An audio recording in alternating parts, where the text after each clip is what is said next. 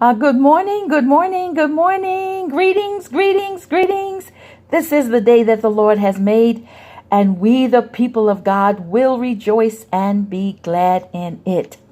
This is a lovely Friday morning. We are thanking God for August 9th, 2019. Oh my goodness, the time is moving. It's moving. It's moving. We will soon would have completed another year. I'm giving all praise and honor to God this morning. Just thankful to be in the land of the living, realizing that there's so many who did not get this golden opportunity to see another day. I want to talk to you. I got a hot word that's pressing on my spirit. And when I get these pressing words, even though my normal day to come on and to go live online, it's Sundays at 5. However, when the Lord gives me a pressing word, I can't hold it until Sundays at 5. I have to release it on a Friday morning at 7 a.m. Amen. But I want to talk to you. I want to share something with you. And I realize that this is going to be an offensive teaching. I understand that they're going to already know going forward into this teaching today, there will be many of you who will find this teaching offensive. But what I'm going to ask you to do before you start cursing me out and sending me all kind of crazy responses, just take the time to listen to what I'm saying and ask the Lord to give you understanding. You know, sometimes we fight what we don't know, and then there are other times that we fight what we know is true, and we're not willing or ready to deal with facts. So this morning, I want to talk to you about, I'm going to use this scripture in Matthew 5:44. And it's where Jesus says, "But I tell you, love your enemies and pray for those who persecute you, that you may be the sons of your Father in heaven." And I want to talk about that. I want to show you how I believe that this scripture has been probably one of the most misconstrued scriptures in the New Testament. Because what people have done, and be it consciously or subconsciously, is that they've taught people, especially Black people, especially African American people. So my message also this morning, it's really to African Americans or Black people, people of color. And we all know the atrocities of America toward us, and how America, from the beginning of her inception, she has offended the Black race. You know, we were enslaved. Now, just being enslaved alone is not necessarily the offense, because we do see where God allowed slavery. But slavery, when it was used as a tool in the hand of God, it was only to be used no more than 7 years. And at the end of those 7 years, your slaves were to, if they were wanting to leave, you were to allow them to be free, and you were to not send them out empty-handed. And so we all know that is not the way that America treated her slaves. She received slaves. She mistreated her slaves. She abused her slaves. And when laws were passed that slavery was no longer legal in the land, she threw the slaves out, not giving them anything to reestablish their life, knowing in doing that even though the slave was free to leave your home, but the slave would always have to be dependent on you to feed them, to clothe them, to provide for them. And Black folk, even to this day, we're still, as a people, running to the white man, asking, "Can you help me? Will you help me? Please help me. Help me. Help me. Help me." And we don't go to God asking God, who is our help.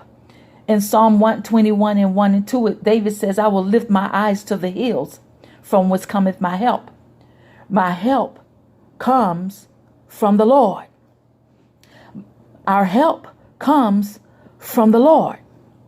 Psalm 24 and 1 says, "The earth is the Lord's, and the fullness thereof, the world and they that dwell therein." So everything we need, it has already been provided. And God is not wanting us to have to always go to people who hate us begging that they give us something. Look to the Lord. But the scripture says in Matthew 5:44, but I tell you, love your enemies.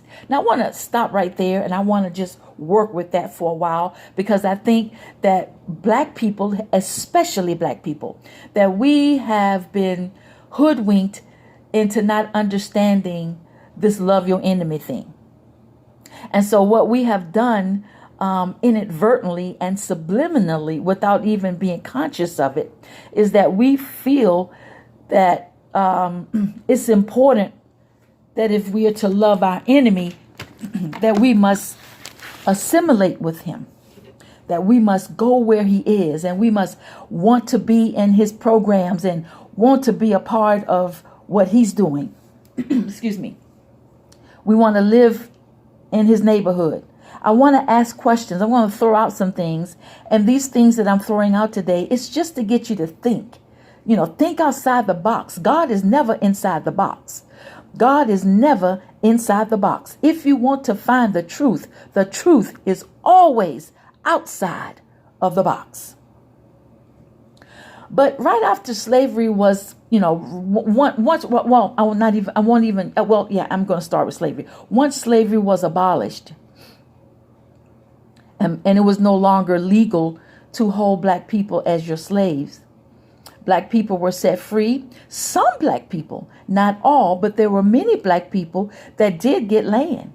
They were able to have possessions, and they were able to create a new life going forward.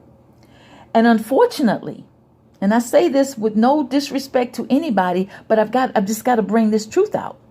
Unfortunately, because they weren't qualified or skilled readers, they didn't understand a lot. So a lot of times the slave master would come out or send some of his people out, and they would trade Bibles. They would give Bibles to black people for their land. They said, well, you give us your deed to the house, and we know you like the Bible, because we remember that when you were enslaved, you would be in the cotton fields, but you would be singing songs unto your God. Well, this is your book right here. We're going to give you this Bible, and this Bible is going to be in exchange. You give us the deed to your land, and we're going to give you Bibles. And that was how a lot of black people who were enslaved, who had land, who owned property, but they lost it. Okay?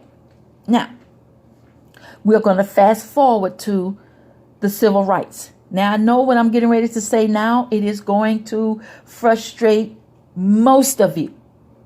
But I promise you, I want you to not just hear what I'm saying, but hear the spirit behind what I'm saying. Don't just listen to my words. Listen to the spirit that's motivating my words. Dr. King, I'm thankful for Dr. King. And I think every black person, especially in America, we take our hats off to Dr. King. I appreciated what he attempted to do. And as I've looked at it and studied it, I realized, bless his heart, he did what he thought was right. But I'm here to let you know on this August 9th, 2019, that what Dr. King did was not good. It might have been right, but it wasn't good. And as a result of it not being good, here we are, 50 plus years later, and we are no closer to anything as a people. I know you might say, oh, my brother, he's a well-known judge. But that's just one in millions. Or my great uncle, he's a senior orthopedic surgeon. But that's one in a few. And the reason what Dr. King, Dr. King, I realized that a man must do what he feels is necessary to do, and he's looking at the big picture. So I'm not mad at Dr. King, because when I gave careful consideration to what he did, I realized he had to do it that way. He thought that he was doing it in a way that would help us. He thought he was doing what would help us, but in all actuality, he was harming us. In all actuality, the fact that he was fighting that black people would be able to go to white schools, it was making it not good for black people. Because it was teaching black people that in order for you to be smart, in order for you to have what you need that was good, we're not able to create anything for you, but we're going to mandate that you be forced to go where you're not wanted. So we lost lives. We got beat up. We got dogs sicked on us. We were cluckered over the head. We were killed, bloodied, all in the name of, I want to drink out of the same water fountain you drink out of. See, Dr. King was trying to make us all the same. And that was never God's intent. God did not make every race the same. But Dr. King, in his effort to give us equal rights that he thought were being taken away from us because we were people of color, he failed to realize that we were made different. We were a unique and a peculiar people. And we were never meant to blend in with American values. We were meant, see, the fact that we started blending in with American values, it desensitized us from what we were going through. Because we felt like, well, hey, if I finish high school, if I get my degree, if I get a new car, if I'm able to move to the suburbs, then I'm good. I'm living the American dream. Not realizing that you're coming out and you're living the so-called American dream, but you're leaving 99% of your people behind. We're the only race that leave our people behind. We're the only race in the world that is so eager to marry outside of our race. I'm so sick and tired of people giving me what God said. We got to love everybody. We got to love. Not love. At the end of the day, love doesn't dismantle common sense. There are times when love is the only factor that's important.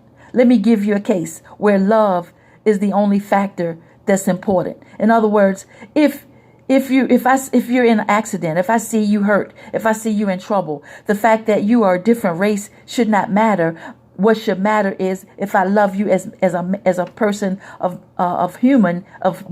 mankind, then my aim will be to service you and to help you.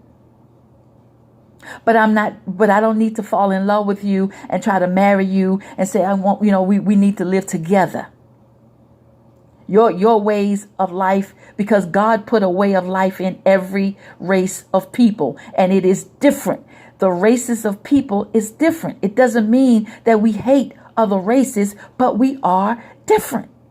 That's why God told Solomon, he said, Solomon, you can marry whoever you want. And Solomon was the wisest man who ever lived. God said you can marry whoever you want. But of these ladies, do not marry of the Moabites, the Ammonites, the Jebusites, the Benjamites, and the Hittites. He said, because if you marry those women, they will turn your heart away from me.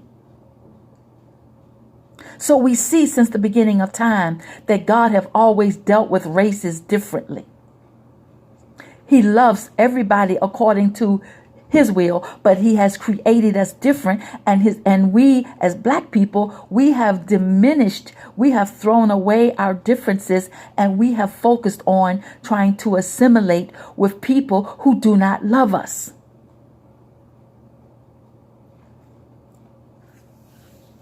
We've tried to assimilate with people who do not love us. Okay, I got another point. You have most of your black athletes, movie stars, singers, people who are in the music world, people who are actors, people who are successful black men.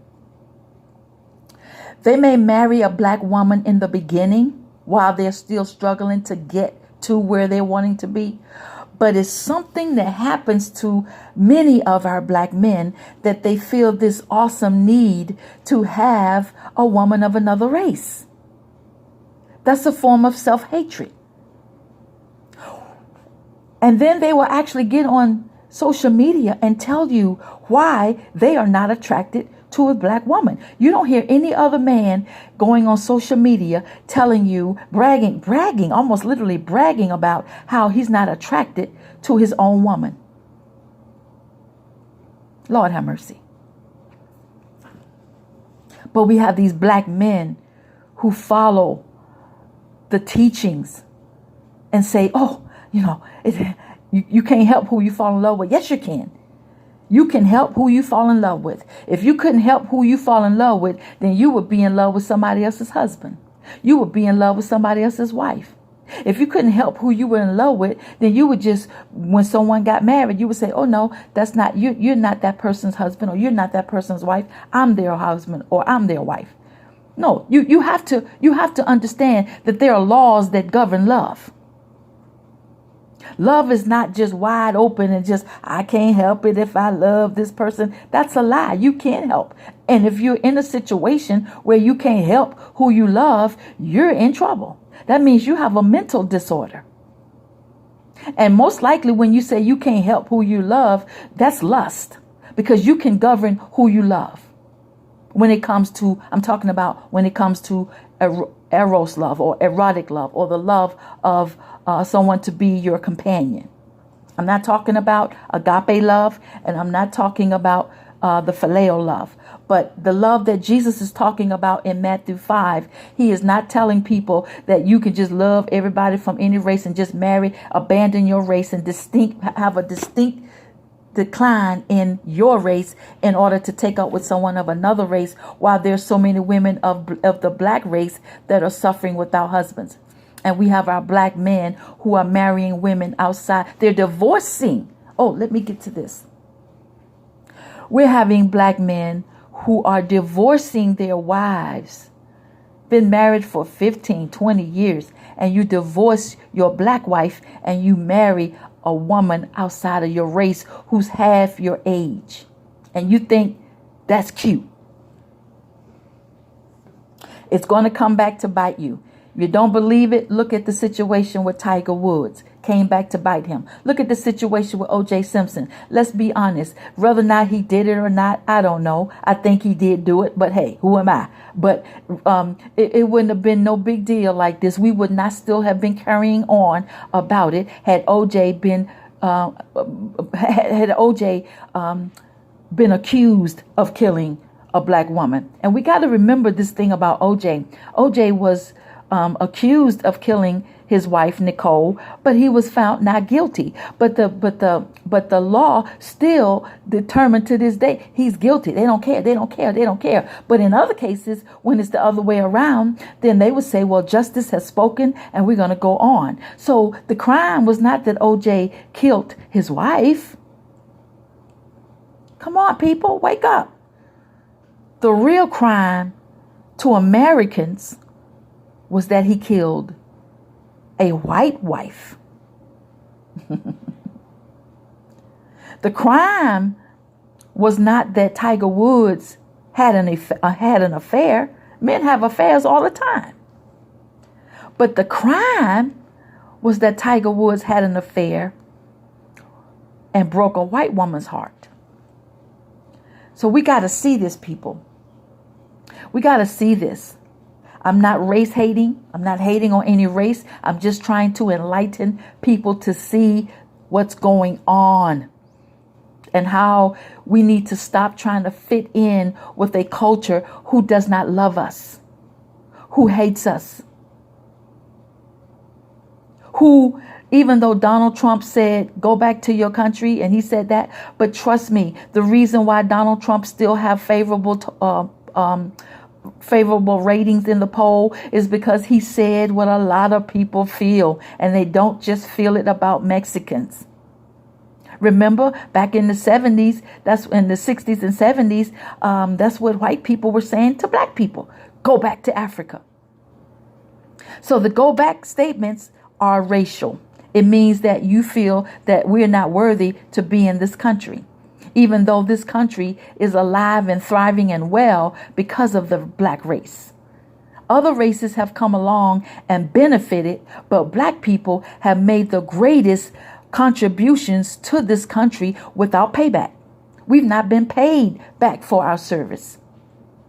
We've not. We've not. And what I want to say to black people is that you have done crimes that the laws mandate or put you in a situation where you cannot have arms, wherein we take pride in America in the Second Amendment. But do you not know, do you not realize that statistics say out of all the races in America, black people are the least likely to be qualified to be gun owners because they have at some point in time been charged with a felony, even if that felony was not a felony involving a weapon. People, let's think. And stop looking to the mainstream media to get your news. The mainstream media is not there to bring news. The mainstream media is there to create opinion, to predict, to get you to predict your outcome. It's just like right now, it's 3-digit degrees in Texas.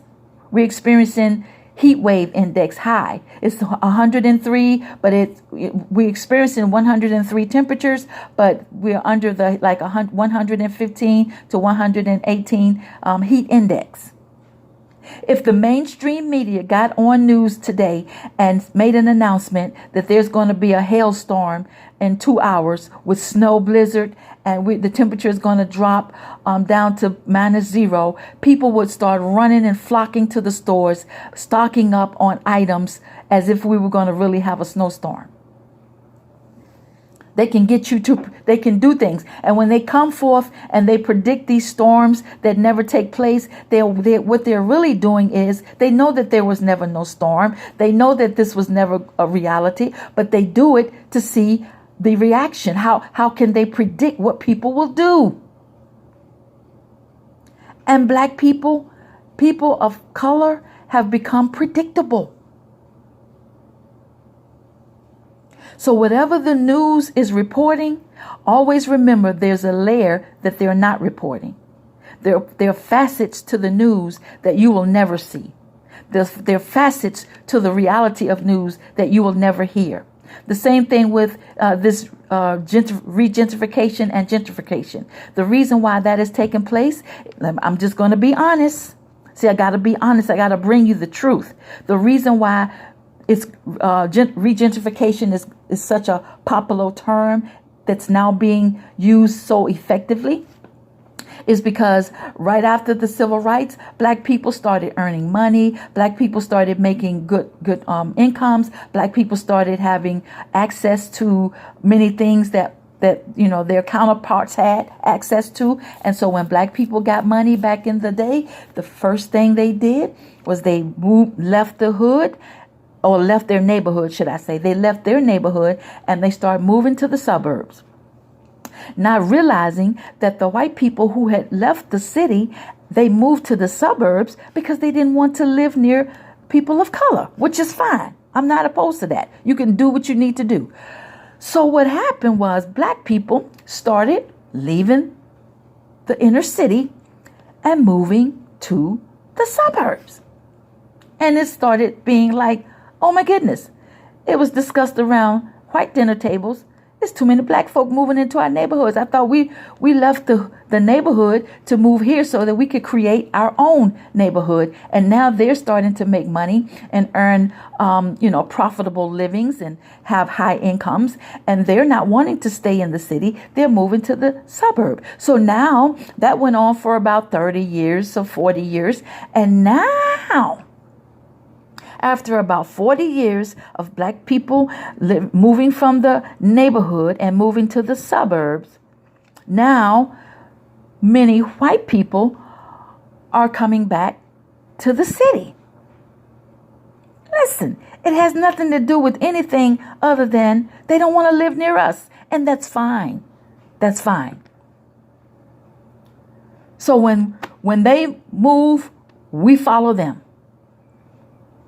And then they said, "Uh-oh, too many people of color here. We don't want to live around this many people of color because we don't have the same ideas, same concepts of community. So now they're going to move back." So let me tell you one of the tricks that's happening to get so that the white people who want to move back to the city, inner city, can be very careful when you start hearing where they're saying all these inner city shootings. Oh, Detroit had, there was a shooting, and a buzzword is overnight shootings. We don't see names. We're not seeing pictures strode on the news. They're not giving who's who, nothing.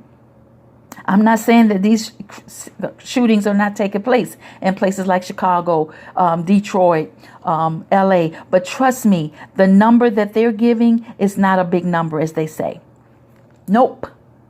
Because when the last time do they give names? So if you have 10 shootings overnight in one city and you're not giving any names, but see, you don't see that. So when they report that there were 10 shootings overnight in Chicago, but no one's name is given, no face is put on the news, no one's face is shown, then it's a clear sign that it probably did not happen, but it's giving indication that this area is bad, and so the property value will go down. The property value will decrease. Next thing you know, in these areas and in these neighborhoods that is so-called crime-ridden, crime-infested, within 10 years, it's all white people, all young millennials moving into these neighborhoods. Like what? Because they're moving in for pennies. Anytime a city deems a neighborhood to be crime infested, the property value is decreased. But it's a scam. It's a scam. And I don't want anyone to think that I'm really being anti-white. I'm just trying to inform the black people. I'm informing you. This is an information to black people. Please listen. And don't just rush to judgment to be critical, but listen to what I say and ask God for understanding. So a lot of this stuff is a hoax. A lot of what's being perpetrated, it's a hoax. Oh, I don't want to live over there. I don't want to go there because they have a lot of crime. 20, 30, 40 years ago, whenever black people, especially black men, did crimes, his face was pictured all over every news article the next morning. His picture was all on the news. Look at this man. Look at what this black man did. This black man did crime. This black man did a shootout. This black man, did a carjacking. This black man. His face was plastered and posted on every major newspaper, large and small, throughout our country and abroad. His picture was on every major news station all across this country and abroad. And it created a sense that black people are dangerous, black people are evil. Well, now the tables have turned. Most of your mass shooting now, probably 99% of these mass shooters, mass murderers, mass killers are white men. And now that they are white men that's doing all the shootings and shooting up and killing, and one guy, that drove hours from a suburb in Dallas to go to El Paso to shoot Mexicans, he was white. White. I'm saying this not to cause anybody to say, oh, she race baiting, but I'm trying to get you to see now that it's white people that's committing these mass shooters and mass crimes, mass murders. Now all of a sudden the police and the news people are saying, well, we don't want to put their picture up because we don't want people to see, we don't want to glorify them, we don't want to mention their names. It's a scam.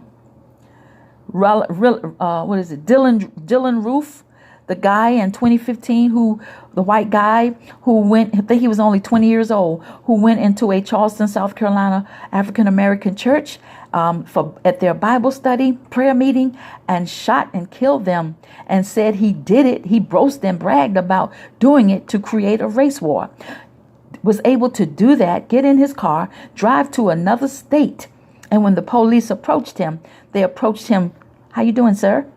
They did not approach him as this man who had just murdered 9 people in a church, including their pastor, and flee to another state.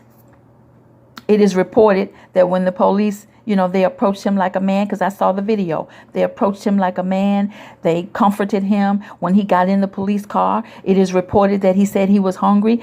And before, Lord have mercy, before the police took him to the jail, they took him to Burger King. Just something to think about. I am your host, Dolores NYC Taylor. If you have been blessed or enlightened by this teaching, please like, subscribe, and share. Until next time, may the peace of God rule in your hearts.